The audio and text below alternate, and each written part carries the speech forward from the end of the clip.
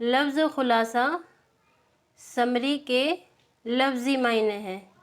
کسی بھی مضمون کی زائد تفصیلات کو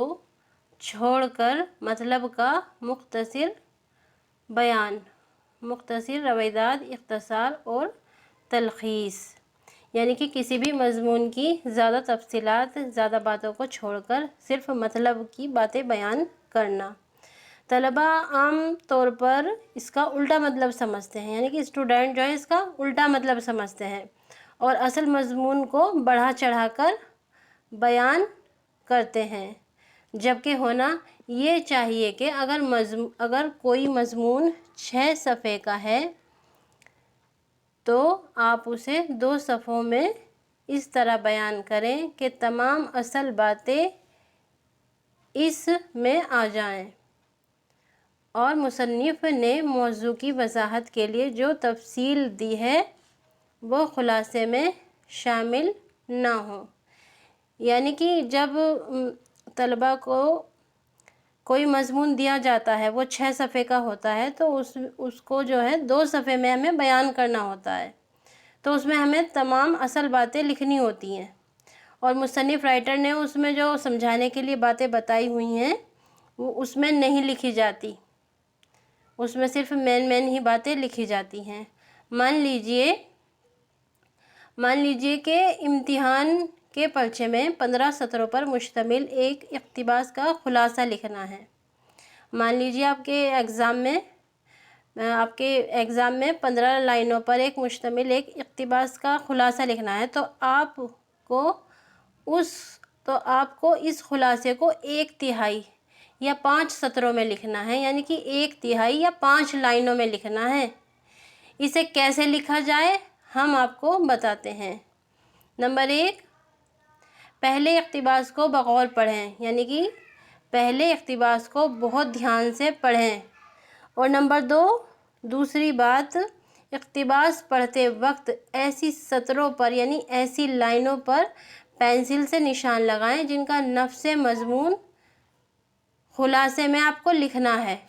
نمبر 3، اب نشان لگائی ہوئی سطروں کو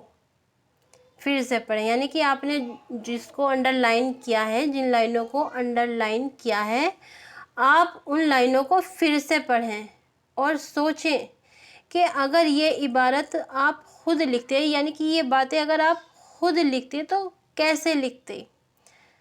تو اصل اقتباس میں دیے گئے شعر، تشبیہات، مثالیں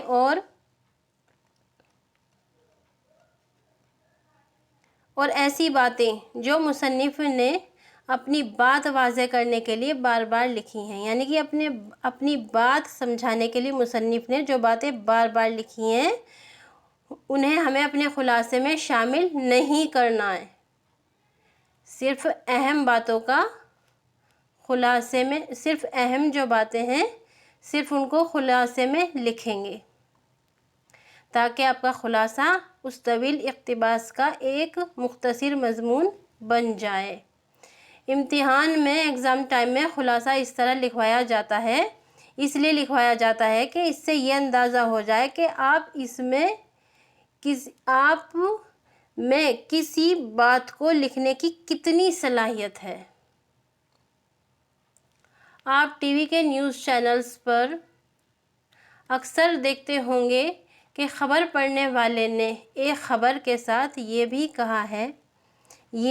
کہا کہ اب ہم اس خبر کا خلاصہ لکھتے ہیں۔ اس کا مطلب خبر کو مختصر کرنا نہیں بلکہ خبر کو دوسری باتوں کے ساتھ واضح کرنا یا صاف کرنا، بیان کرنا ہے تاکہ خبریں یعنی کہ نیوز سننے والا اس خبر کو اچھی طرح سن لے اور سمجھ لے۔ اس لیے آپ اس خلاصہ کرنے پر نہ جائیے بلکہ نثری اقتباسات کو مختصر لکھنے کی مشق کریں، یعنی کہ پریکٹس کریں۔ اب دیکھیں یہ ہے مرکزی خیال کیا ہے۔ مرکزی خیال یعنی کہ سینٹرل آئیڈیا سے مراد ہے کہ کسی افسانے، مضمون یا نظم میں مصنف یا شاعر نے یعنی کہ لکھنے والے نے کسی بات کو مرکز بنا کر اپنی بات کہی ہے۔ مثال کے طور پر آپ کی کتاب نوائے اردو میں سر سید کا ایک مضمون گزرا ہوا زمانہ ہے۔ اس مضمون میں سر سید نے ایک کم عمر لڑکے کو پیش کیا ہے جو خواب میں یہ دیکھتا ہے کہ وہ بوڑھا ہو چکا ہے اور اسے بیتی باتیں یاد آ رہی ہیں کہ اس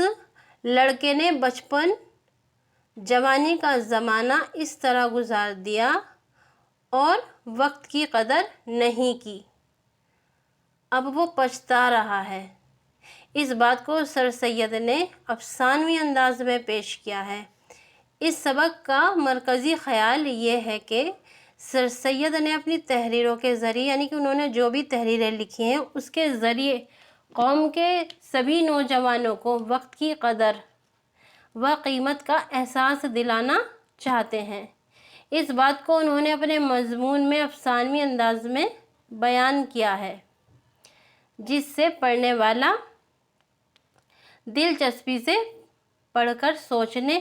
لگتا ہے کہ سر سید نے کیوں لکھا۔ اسی طرح آپ کی معاون درسی کتاب میں نذیر اکبر آبادی کی ایک نظم بنجارہ نامہ ہے، جس کا مرکزی خیال ہے کہ دنیا فانی ہے، یعنی کہ جب موت آتی ہے تو انسان